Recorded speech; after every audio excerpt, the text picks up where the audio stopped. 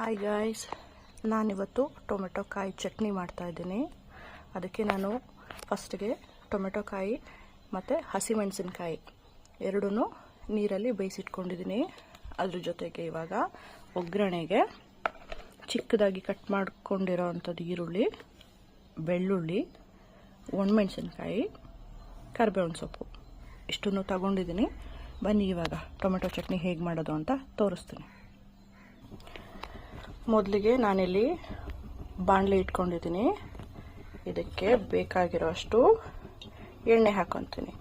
ನೀವು ಟೊಮೆಟೊ ಚಟ್ನಿ ಮಾಡುವಾಗ ಏನು ಅಂತ ಅಂದರೆ ಎಷ್ಟು ಸಾಧ್ಯ ಆಗುತ್ತೆ ಅಷ್ಟು ಜಾಸ್ತಿ ಎಣ್ಣೆನ ಯೂಸ್ ಮಾಡಿದ್ರೆ ಚಟ್ನಿ ತುಂಬ ಚೆನ್ನಾಗಿ ಬರುತ್ತೆ. ಓಕೆ, ನೋಡಿ ಗಾಯ್ಸ್, ಎಣ್ಣೆ ಕಾಯ್ದಿದೆ. ಇವಾಗ ನಾನು ಇದಕ್ಕೆ ಸಾಸಿವೆ ಹಾಕ್ತಾ ಇದ್ದೀನಿ.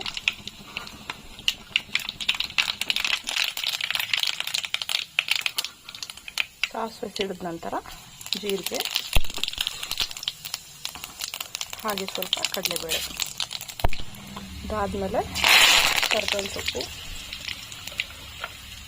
ಬೆಳ್ಳುಳ್ಳಿ ಇಷ್ಟನ್ನು ಹಾಕ್ಕೊಂಡು ಫ್ರೈ ಮಾಡ್ಕೊಬೇಕು.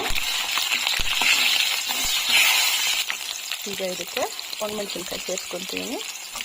ಒಣಮೆಣಸಿನ್ಕಾಯಿನ ಯಾವಾಗಲೂ ಸ್ವಲ್ಪ ಎಲ್ಲ ಇಂಗ್ರೀಡಿಯೆಂಟ್ಸ್ ಹಾಕಿದ್ಮೇಲೆ ಹಾಕಬೇಕು. ಯಾಕೆ ಅಂದರೆ ಅದು ಬೇಗ ಕಪ್ಪಾಗಿಬಿಡುತ್ತೆ. ಹಾಗಾಗಿ ಇದಾದಮೇಲೆ ನಾನು ಈರುಳ್ಳಿ ಹಾಕ್ಕೊತಾ ಇದ್ದೀನಿ. ಸಣ್ಣದಾಗಿ ಕಟ್ ಮಾಡಿ ಇಟ್ಕೊಂಡಿರೋಂಥ ಈರುಳ್ಳಿ ಹಾಕ್ಕೊತಿದ್ದೀನಿ.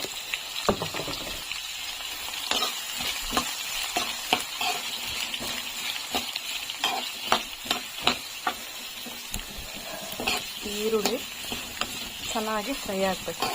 ಎಣ್ಣೆಯಲ್ಲಿ ಕೆಂಪು ಬಣ್ಣ ಬರೋ ತನಕ ಹೀಗೆ ಚೆನ್ನಾಗಿ ಹುರ್ಕೊಬೇಕು.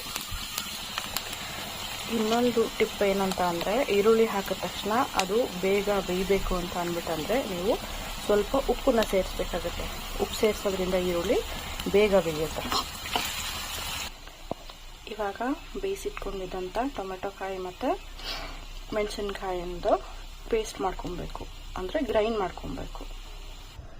ನೋಡಿ, ಈ ಥರ ನಾನು ಕ್ಲೀನಾಗಿ ಗ್ರೈಂಡ್ ಮಾಡ್ಕೊಂಡಿದ್ದೀನಿ. ಬೇಯಿಸಿಟ್ಟಿದ್ದಂಥ ಟೊಮೆಟೊ ಕಾಯಿ ಮತ್ತು ಮೆಣಸಿನ್ಕಾಯಿನ ಇದಕ್ಕೆ ಯಾವುದೇ ರೀತಿ ಉಪ್ಪು ಸೇರಿಸಿಲ್ಲ.